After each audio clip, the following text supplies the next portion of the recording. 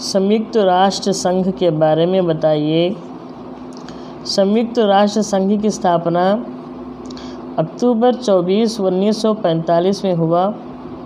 इस संघ का मुख्य उद्देश्य है कि विश्व की सुरक्षा, शांति और आर्थिक विकास करवाना, भौगोलिक राजनीतिक सीमाओं पर आयु समूहों को दृष्टि में रखकर काम करना, पर्यावरण की समस्याओं को सुलझाना और एक मुख्य कार्य यह है कि मानवीय दृष्टिकोण से सोचना, पुरानी बातों को भूलकर केवल वर्तमान और भविष्य का निर्माण करना ही संयुक्त राष्ट्र संघ का काम है।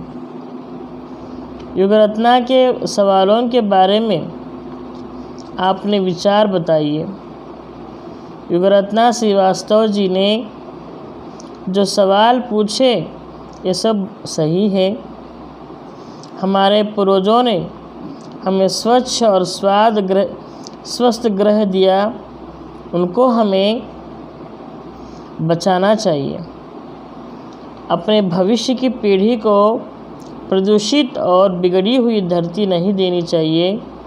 इसके लिए हम सब मिलकर काम करना है। हर बालक को पर्यावरण की शिक्षा के प्रति जागरूक करना होगा। हर कक्षा की किताबों में पर्यावरण के पाठ अवश्य होनी चाहिए। हर राष्ट्र को संयुक्त राष्ट्र संघ का उद्देश्य समझना चाहिए। ईश्वर ने हमें वरदान के रूप में जो बुद्धि दी उसे सही रूप में इस्तेमाल करना चाहिए। कहाँ से आता है हमारा पानी और फिर कहाँ चला जाता है हमारा पानी?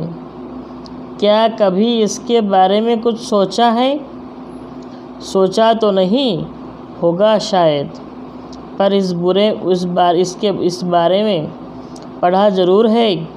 भूगोल की किताब पढ़ने समय जलचक्र जैसी बातें हमें बताई जाती हैं। बताते समय सूरज, समुद्र, बादल, हवा, धरती, फिर बरसात की बूंदें और फिर बहती हुई एक नदी और उसके किनारे बसा हमारा घर, गांव या शहर। चित्र के दूसरे भाग में यही नदी अपने चारों तरफ का पानी लेकर उसी समुद्र में मिलती दिखाई देती है। पर्यावरण के बिगड़ने से क्या हानि होती है? पर्यावरण के बिगड़ने से हिमालय पिघलता जा रहा है, ध्रुवीय बालू मरते जा रहे हैं, हर 5 में से 2 व्यक्ति को पीने का साफ पानी नहीं मिलता है, पेड़ पौधे लुप्त होते जा रहे हैं, प्रशांत महासागर के पानी का बढ़ोतरी हो रहा है, बढ़ती ही जा रहा है। पर्यावरण संरक्षण में हम क्या योगदान दे सकते हैं? पर्यावरण संरक्षण में हम सब योगदान दे सकते हैं, क्योंकि हमें अपनी धरती बचानी होगी। इसके लिए मजबूत नेतृत्व की ज़रूरत है। हाईटेक समाज बना लेने के बगैर पेड़ पौधे लगाना चाहिए। हर कक्षा की किताबों पर्यावरण के पाठ अवश्य होनी चाहिए। जैव मित्र तकनीकों में बढ़ोतरी होनी चाहिए। भौगोलिक राजनीतिक सीमाओं में और आयु समूहों की रक्षा के लिए संयुक्त राष्ट्र संघ की मदद पाना आवश्यक है। మై డియర్ స్టూడెంట్స్, ఈ క్వశ్చన్స్ మీకు బాగా అర్థమైందని చెప్పి అనుకుంటున్నాను. అదేవిధంగా ఈ క్వశ్చన్స్ కూడా ఒకసారి వినండి. पर्यावरण के बिगड़ने के आगामी भविष्य में और कैसी समस्याएं उत्पन्न हो सकती हैं? पर्यावरण के बिगड़ने से हमें इस प्रकार की समस्याएं उत्पन्न हो सकती है। हिमालय पिघल सकता है, ध्रुवीय बारू समाप्त हो सकती है,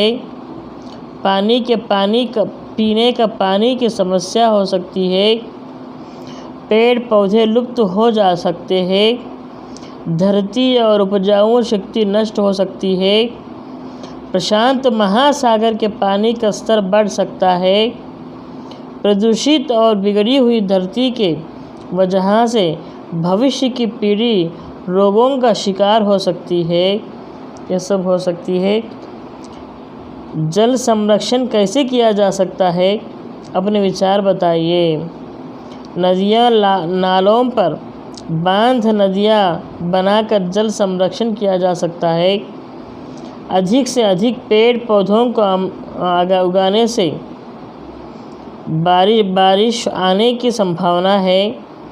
बरसात का पानी उमड़ी नदियों में मिलता है।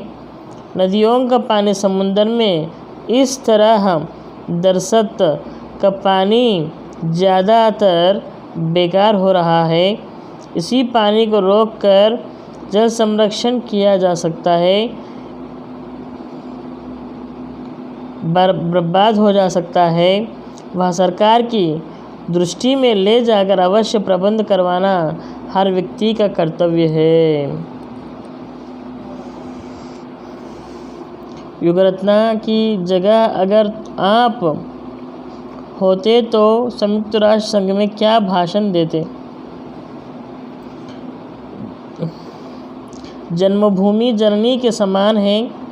इसके बाद रखते हुए मैं भी युगरत्ना की तरह धरती को प्रदूषण से बचाने के लिए संयुक्त राष्ट्र संघ में भाषण देना चाहता हूँ। पर्यावरण के बिगड़ने से भूमि प्रदूषित, जल प्रदूषित, वायु प्रदूषित और ध्वनि प्रदूषित आने की संभावनाएं हैं।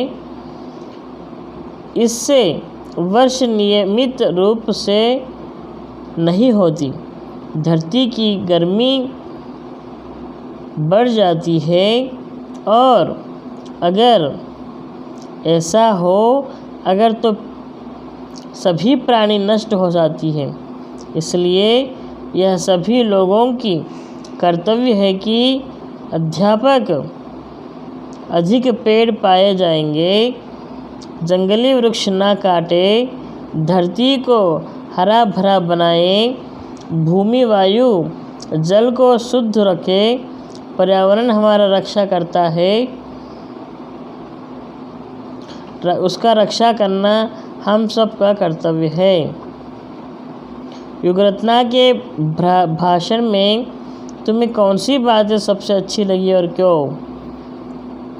युगरत्ना के भाषण में प्रस्ताव किया गया सभी विषय अच्छे हैं, लेकिन मुझे यह बात बहुत अच्छी लगी कि हर बालक को पर्यावरण की शिक्षा के प्रति जागरूक करना होगा। అదేవిధంగా